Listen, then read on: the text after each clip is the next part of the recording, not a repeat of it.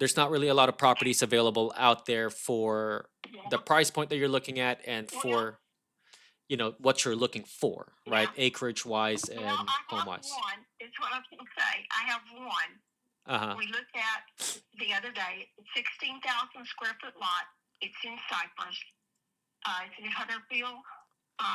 It's between Eldridge and Loretta. Okay. And it has, I was turned off by it when I went up there. It does have this nice garage, a nice carport, a big driveway, which is, we need all that. And I think when I walked in, they had purple flowered wallpaper up in the foyer. And I think that I just was like, I'm not going to like this. And I just got, turned off by it. But it's actually a good property. And Yeah. I think that it's only 288,000. Okay. So I mean, I've already seen it. I have a guy that does repairs and handyman stuff for me. He could go in and freshen up the paint. Like, it's not as bright white as it looks in the pictures. Uh-huh. And I saw a door facing that was chipped, and I was like, oh, they're selling this at a price, for a renovated home, and it's not renovated. That was just that was just me, Yeah. because it felt dark in there. It just wasn't bright. I don't know. It just maybe didn't have enough lights on or something. Yeah. I don't know. I was just turned off by it. But anyway, it's not that bad a house, you No. know. No, that's good to And hear, at right? Yeah. 288, that's pretty good. Yeah. 288. 288 is good. Because the reality is, Yeah. right, you're either going to spend more to find everything that you like in a home, right? Yeah. Or like the other property where the seller's not budging to where now you have to pay your closing cost, Yeah. or you find Yeah. something lower in sales price and it's all cosmetic stuff that you can live with for a little while or fix it right away if you Yeah. have the funds, right? So that Right. that's good that you found something that you at least like and that it's all cosmetic Hmm. stuff that you can do and work on. So um Yeah. yeah, are you guys making an offer on that property? Yeah. We were really rethinking it, um, just this afternoon, because we really wanted that other property, but realistically, I don't want to pay more than it's worth. Yeah. I don't want to go out there and pay 315,000 just to get closing costs paid and then have to recoup that money, because honestly, he started out at 340, and the house it's just a little wood frame house. It's got hardy plank. It's got it doesn't even have a fireplace. It's just plain. It's a very plain house compared to all these other beautiful Yeah. pictures you see. I mean, they're redoing houses that are really fine looking, and this one is just plain. It's just a plain little house, and it has like a wood stove in it, and it's he's way out there. He's way out there. Yeah, I I mean, think that we ought to give it up. no, no. I really think we ought to give it up. I wouldn't suggest to buy that house regardless, even if I'm just on the lending side, just for the fact that Mm-hmm. as an investor talking to you, it wouldn't be financially Mm-hmm. that wouldn't make sense, right? Mm-hmm. Because now you wouldn't be It wouldn't. you would not be taking advantage of what the market is giving you right now, which is the seller contribution, lower sales price seller Mm-hmm. contribution. Now, are all houses going to be like that? No, because there are some houses that are in good area, lots of competition, right? But in this case, Mm-hmm.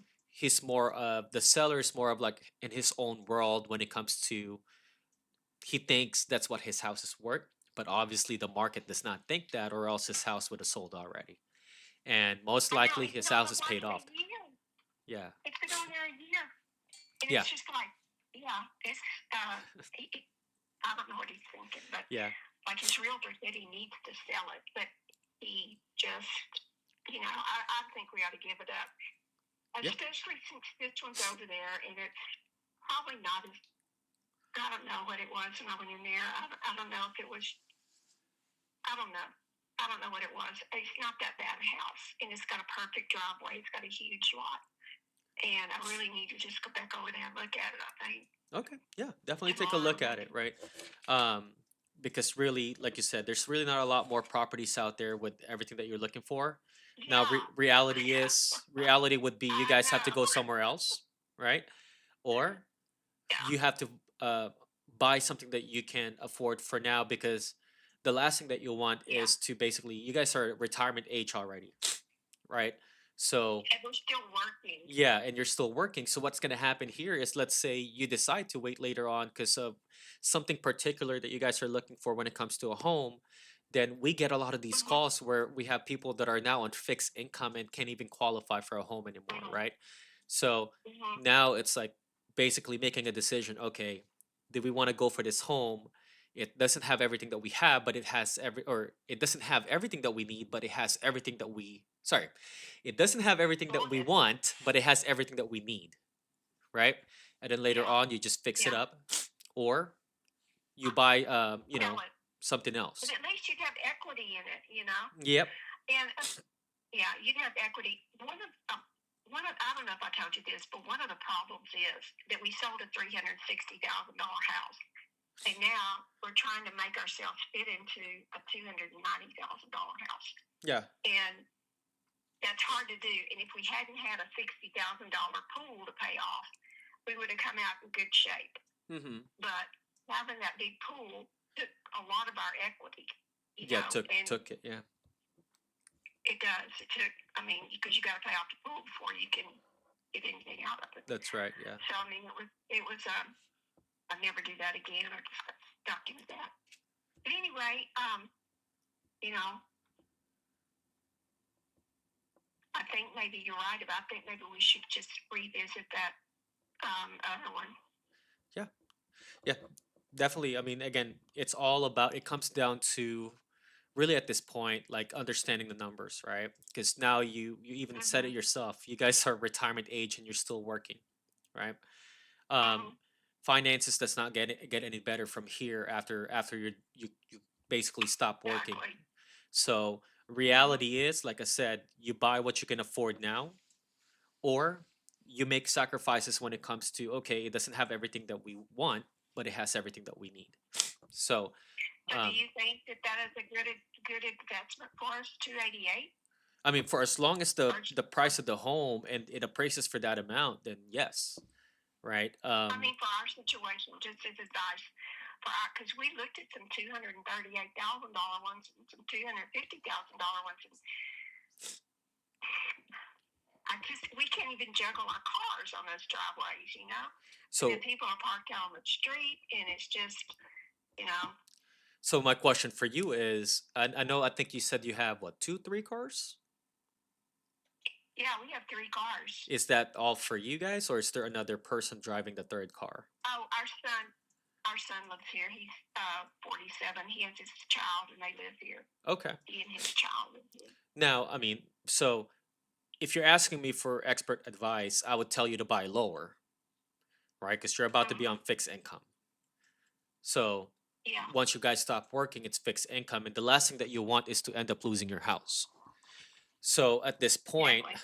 it's really sacrifices, meaning buy a lower house that you can afford even in that fixed income, right? So it doesn't matter if Mm-hmm. you're parking in on the street, because what good is having a driveway if you're going to end up losing it later on? But the other hand is you can always sell it. You can, right? But so put it this way. If, let's say, realistically, when are y'all planning on completely retiring? Let's put it that way. We have no goal to retire. Okay. It's probably going to be from now on, working from now on. I mean, Okay. If we, y'all we don't have a goal to retire. Okay. I mean, so now the question is, realistically, how much longer can your body handle going into the office? I mean, for you, at least you're working at the church, right? Um, Oh, mine will be fine. I'll be yeah, fine. And I've got a 10-year-old. I mean, he's 10. I'm raising a 10-year-old. I've had him since he was 3 months old. yeah, yeah. I mean, Jeff's had custody of him since he was a Okay. baby, and I've just had a baby. So that kind of keeps me younger. I'll have a 10-year-old.